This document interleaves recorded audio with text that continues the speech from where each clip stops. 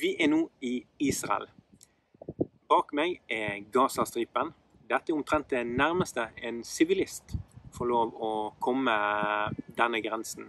Men Norge i dag har fått en avtale med IDF, det israelske forsvaret. Vi skal ut på patrulje med dem, vi skal kjøre langs grensen, og vi skal få høre historier fra soldatene som kjører langs denne grensen hver eneste dag. Hva tenker de? Hva føler de?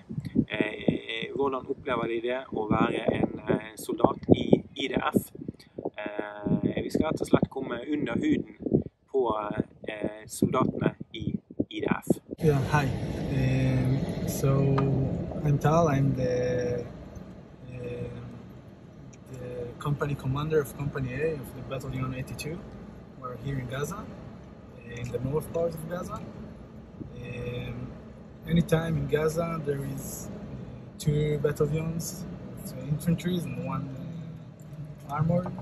I'm from the 7th Brigade of the 82 Battalion, and we're here defending the north part of Gaza. We do it together with Brigade 1. It's the infantry's brigade, the first one. Yeah, we're doing a tour near the border to show you some of the camps and to talk with the soldiers and the commanders. And the weather is great. You can see it here outside. So it's great. In the summer it's going to be yellow and black, green like it is now. So when we came in, I saw these balloons up in the air. Yeah. Do you know what it is? Yeah, it's the scouts unit.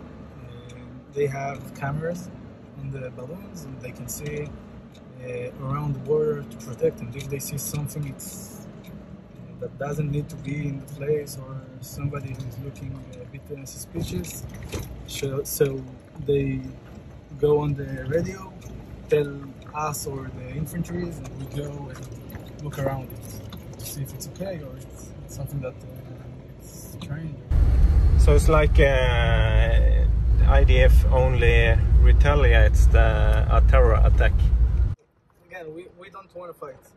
We don't want. But if we have to do it, you know, if there are rockets going on our families or my soldiers' families, yeah, we can sit behind and say, okay, let them bomb. We need to stop it. We don't go and, you know, from here to the sea, to the Mediterranean Sea. It's like 5 kilometers. You can go with this tank, drive through, and be there in 20 minutes. Israel has 3 years of mandatory military service for men and 2 for women. We asked Tal, what's it like to spend the best years of the youth in the defense forces? We see it like a pure place because everybody come here in the age of 18, and peoples from different cities, different cultures, different languages, different religions. We have also Jewish, Muslims and Christians in the army. Everybody meets each other, and this is the first place. Like, I grew up in a place called Kadima, and I didn't met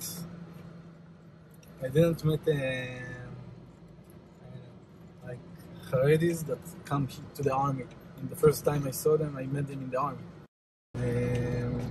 Or people that grew up different with the education system and stuff like that, and you meet each other. Melting pot. Yeah, it's like a melting pot that everybody comes together. And this is now. If we talk about 38, when we just started in the small country of Israel, came in my battalion. It was the 1st Tanks Battalion, and we had 4 companies. We had one company that talked only English, because they came from Britain and stuff like that. The 2nd company talked only Russian, because they came from Russia and Ukraine. And the 3rd one, they talked Hebrew. And the 4th talked Yiddish, because they came from Europe. I think you can see it over there, but like now it's a bit different. We have some different religions that come to the army. We have also the Druze, we have the Bedouin, they served with us, sleep in the same room or the next room. We have Christians. I have 2 Christians in my company. Also, I don't have Muslims in my company, but there are in the battalion, and there are companies that they have. And they can also be blended with other companies, with other soldiers, and there are also companies that do it like closed companies for only Haredis, only Bedouis, and stuff like that, to help them to be a part of the army and be part of the country. Does it work to gather so many different peoples and religions in one place? Yeah, because in the end, everybody lives here. Everybody wants to be happy and to have a better country. If it's in the education, if it's the safety of their families, if it's the economic status and stuff like that. And I think it's very good because the army gets soldiers and they take them out when they finish their military service. They go out to be a part of the society, a better part, I think. It's one of the targets of the army. You can see that soldiers that comes from the lower part of the economy, or small, not small, but yeah, I say it right. They come to the army, they struggle with a lot of, before they came to the army, they worked at their towns to help the family and get some money. And the army knows to give them more money to help the families. They know to let them go out on the weekends to be more with the family and help them. Pesach is near, it's like Passover. So the company and the battalion, we go to soldier houses and give them some more food to do the holiday. We go to some hospitals to help the children and stuff like that. I think that's the biggest difference between the army and the police or different places. So the IDF also does, we can call it social work? Yes, I think so, kind of. That's nice. I don't think people know that. That's not I haven't read that in the international press. Yeah, but I don't read also stuff about the Norwegian army. Yeah. I don't know what's going on there. No. I'm. But there's kind of difference. Yeah. Everybody have an opinion on IDF. Yeah, but the opinion is coming from the news. Yeah. The TV, the newspaper, Facebook, Instagram. Do you feel that the narrative that the IDF has beyond the Israeli border is wrong? As you can see it? I think it depends where you grow up. And I think sometimes it's right, it's like it is, and sometimes it's wrong. If I will take one of the friends from the BDS company, or I don't know what to call them, bring them here to be with me in the car, I think he will think different stuff about Israel, about the conflict between the Israeli and the Palestinians, or how he sees the IDF. The IDF, it's the Israeli Defense Forces, it's not the IAF, it's not attacking. No, I know. Why do you think he will think differently after spend some time with you? I think it's because they will see that there are people, it's a law. When you're 18, you need to come and you need to join the army. Yeah. And they have soldiers, they're kids. And they do the same stuff that a kid in the 18 years old in Afghanistan. They want to play soccer, they want to see Messi, they want to eat good and to be with their families. And there is a lot of this. There is a lot of similar lines that are matched between a guy who is 25 years old, who he's a doctor right now. Doesn't matter if he lives here in the US, in Singapore, Indonesia. or even in Gaza. They want the same thing. They want to help people because that's their job. And they want to eat good, have the family, live good life. I think it's the same. No, not all of them. I think also the biggest problem, I think, of all the conflicts and the stigmas that you get and stuff, it's you hear only the extremist people. And when you hear the extremist people, you don't see the others. You know, it's like, I think that's the biggest problem about that. Hersh, you want to say something also? I feel bad for the Palestinians. I think there are lots of people there and families and children who want to grow up in their normal lives, and because of both Hamas and other reasons, they're sort of trapped and can't live normal lives. I think also 18-year-olds in Israel, it's not a normal life to go into the army for 3 years when you're 18 is going to study or travel the world. I think on both our side and their side, people want to live and not be in a conflict. But unfortunately, like you said, on our side you see the extremes, on their side you see the extremes, and it's been 70 years and we still haven't found a solution that works for both of them. In the end, I think that everybody wants to have a good life. And if they will sit down and talk, it will happen. But when you but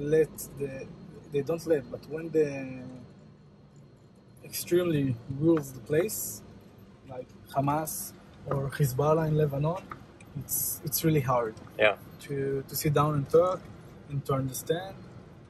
You know, like Iran, they say like every time, they quote it. We need to kill the Zionists and stuff like that. It's not the people It's who not the think people. that. Yeah, I don't. I want to think it's not the people. I think also in my mind it's not the people. I met one guy from Iran one time in Uruguay when I traveled, and we just sat and talked. We drink a bottle of a beer. And it was really fun. And you know, there's a place that's called Erez. The border crossing. Yeah, the border crossing of Erez. It's in the north of Gaza. If we will go there right now with the car, you can see, I don't know how many people come every day from Gaza into Israel to work. But you can see them, you can talk with them, and you can understand they just want good life. And they don't want to be in the conflict, and they don't want to fight all the time and stuff like that.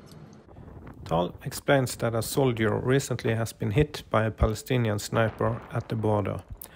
Luckily, he survived. We asked Tal if he's ever been scared when he's on duty. Look, when you take I've been in the Tzuk Eitan war in 2014. I've been in the, I don't know how you say it in English, but the Shomer Chomot. It's like the, how do you call it? Guardian of the Walls. Yeah, Guardian of the Walls in May. Yeah, in May. Yeah. I was here. Yeah. And we fought, and it was almost 5,000 rockets and fired into Israeli and civil populations. Yeah, civil populations. And when I've been here, so you know, you see the rockets going up your head. It's going to Ashkelon, the road, Jerusalem, Tel Aviv, Ofakim, you know. And even if you are scared, it's like, it's my time. You know, my grandmother from both sides were in the Holocaust. And they came here, and they did an aliyah, and they joined the army, they have been officers, and they did it. My father did it. And now it's my time. Because nobody will like defend this country if it's only us. Defense and build, you know, and make the country grow up. So sometimes it's you know, you feel a bit scared, like you're like soldier or kids. They're 18 years old. They don't learn in school how to deal with it, but they're ready. You train. You are like trying to understand, dreaming about the war, to understand how it's going to be. You need to act like you've been prepared to it. You know, the last operation on May, June, I talked with my girlfriend on the phone, and we talked, and I saw one of the rockets going really, really high. Yeah? And I told her, look, I think it's going to Tel Aviv, go to the shelter, and like 20 seconds later, you can hear it from the phone, the siren. I'm here, she's over there, bombs on Tel Aviv. Yeah. You have to be here. How does that make you feel? Yeah, it's how it makes me feel. Yeah? When you know there's rockets going her way? It's hard. It's even harder when I'm here and not over there to help her. Yeah? But you know, we in the end, because like I told you in the beginning, we are one of the three legs of the democracy. I have to do it like my commanders tell me to do it. The part of that I cannot show my. If I'm really angry about it, I'm not going to shoot more. It's not like that. There are limits, and I think sometimes the other side, because of it's Hamas. It's not the other side of Palestine. It's Hamas, the terror organization. They don't have it. I want my soldiers not to do it, and we talk about it like every week. We are sitting together and talking about those. Morals and values. Yeah, like be restrained and can't act just on a like emotion. you want. And sometimes mistakes happens. But when it's on purpose, it's different, and that's why I don't like it. Hamas and the other terrorist organizations at the Strip use the civilian populations as a shield. They hide in and operate from schools, hospitals and mosques. This makes it difficult for Israel to defend their borders and the people. We asked Tal how the IDF operates in such circumstances. Yeah, we have some stuff that we warn, like warnings to the other side. Even yesterday we had a big... there was a protest by the fence. Yeah, a big protest by the fence. Stones, it's not okay, but it's kind of fine. Yeah. It's not like they did, but we're now in the beginning of the Ramadan month, and maybe it's going to be a bit more intense. Yeah, because the last years it's like they come out and they want to protest, and they throw some bombs on the fence and on the units over there, the soldiers, and we warn them. We have drones. One of the drones went over there, and is like it has a speaker on it, and it's played, and it's shouting in Arabic, "Please go home. We don't want to harm you. We don't want stuff like that." In war, I know it. They're going like with airplanes, the Air Force, and they are taking down some brochures that in Arabic, "Please go home, go inside, inside the north part of a place," or stuff like that, because we're going to get inside here. And we said, okay, it's like absurd, because if they know where we're going inside, they will attack us over there. But it's one of the stuff that we do because we don't want to harm civilians or stuff like that. The IDF is a superior military power that can demolish the Gaza Strip if it wants to.